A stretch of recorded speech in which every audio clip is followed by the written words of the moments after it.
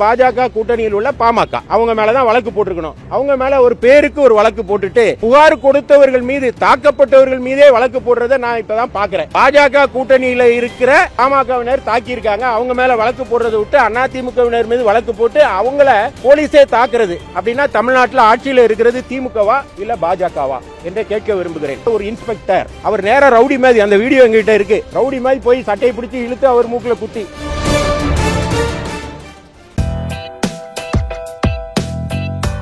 உடனடியாக போலீசார் அங்கு குவிக்கப்பட்டு அதை அடிபட்ட உலகநாதனையும் சண்முக ராஜேஸ்வரனையும் ஏற்றி உடனடியாக அவங்கள கும்பகோணம் அரசு மருத்துவமனைக்கு அனுப்பி வைத்திருக்கிறாங்க. இதில் யார் மேலே வழக்கு பதிவு செய்திருக்கணும்? உலகநாதன், அதிமுகவை சேர்ந்த உலகநாதனை தாக்கிய பாமகவினர், அதாவது பாஜக கூட்டணியை சேர்ந்த பாமகவினர் மேலே வழக்கு போட்டிருக்கணும்.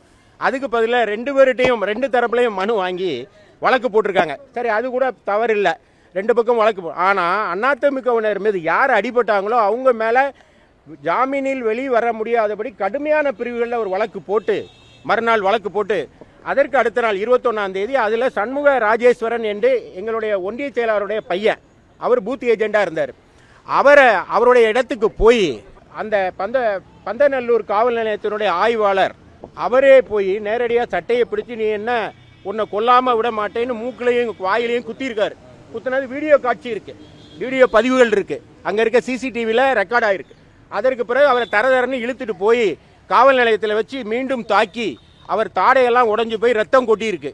இந்த ரத்த காயத்தோடு கூட்டிட்டு போய் ரிமாண்ட் பண்ணும்போது அங்க இருக்கிற நீதிபதி, ரிமாண்ட் மேஜிஸ்ட்ரேட் என்ன சொல்லியிருக்காங்கன்னா, கடுமையா காயம் இருக்கு, அவங்கள உடனடியாக மருத்துவமனையில் அனுமதிக்கணும்னு சொன்னதன் பேரில் தற்போது கும்பகோணத்தில் அனுமதிக்கப்பட்டு இருக்கிறார். நான் இதில் என்ன சொல்ல வரேன்னா, யாரு காயம்பட்டாரோ அவர் மேலே வழக்கு போடுறது தான் தமிழ்நாடு போலீஸோட நீதியா? இதுதான் சட்டம், அப்படிதான் சொல்லி கொடுத்துருக்கா? யார் கம்ப்ளைண்ட் கொடுக்குறாங்களோ அவங்க கம்ப்ளைண்ட்டை வாங்கி உடனடியாக வழக்குனா விசாரிக்க வேண்டாமா?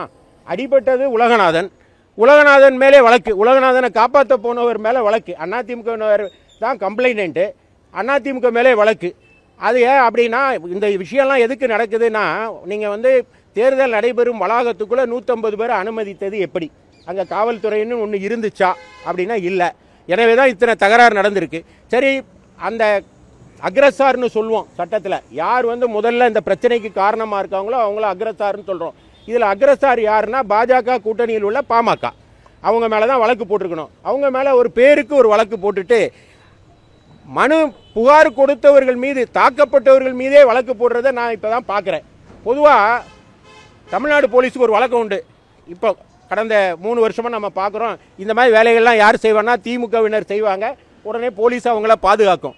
இங்கே என்னன்னா வித்தியாசமாக இருக்குது, திமுகவினர் இதில் சம்மந்தப்படலை, பாஜக கூட்டணியில் இருக்கிற பாமகவினர் தாக்கியிருக்காங்க. அவங்க மேலே வழக்கு போடுறதை விட்டு அதிமுகவினர் மீது வழக்கு போட்டு அவங்கள போலீஸே தாக்குறது அப்படின்னா தமிழ்நாட்டில் ஆட்சியில் இருக்கிறது திமுகவா இல்லை பாஜகவா என்று கேட்க விரும்புகிறேன்.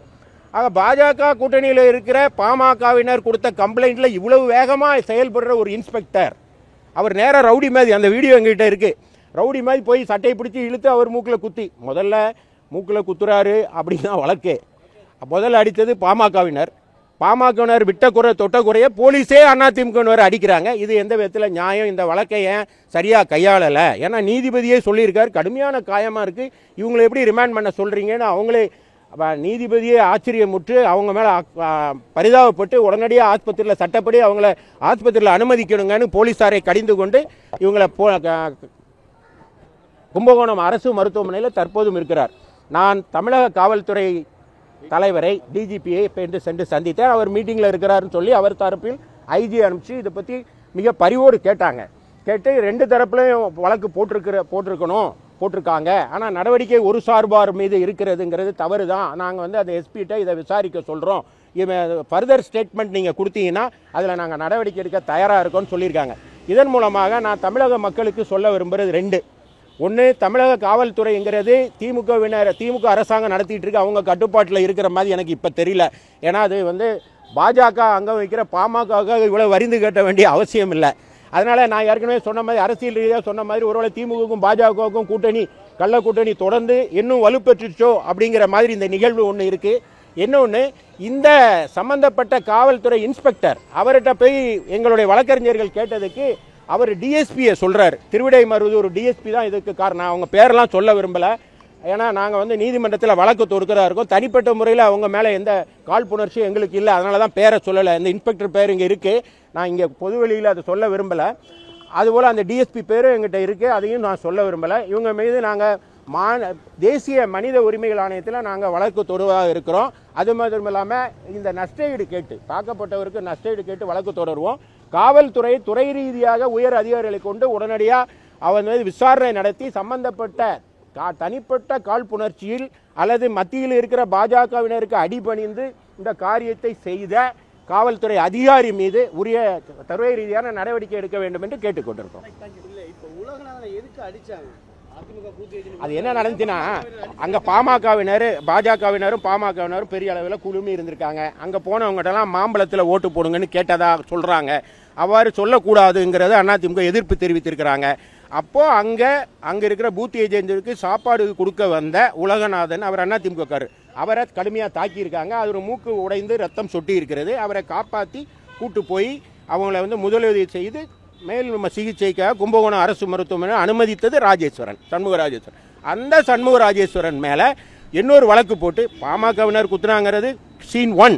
சீன் 2ங்கிறது போலீஸே பாமகவினர் ரோலை எடுத்து இவரே போய் மூக்கில் சண்முக ராஜேஸ்வரனை குத்திருக்கிறார். ஆக குத்தின 2 பேரும் ஒன்று குற்றவாளி, இன்னொன்று போலீஸ். அப்போ இது ரவுடி போலீஸ்னு ஏன் சொல்லக்கூடாது என்று கேட்கிறேன்.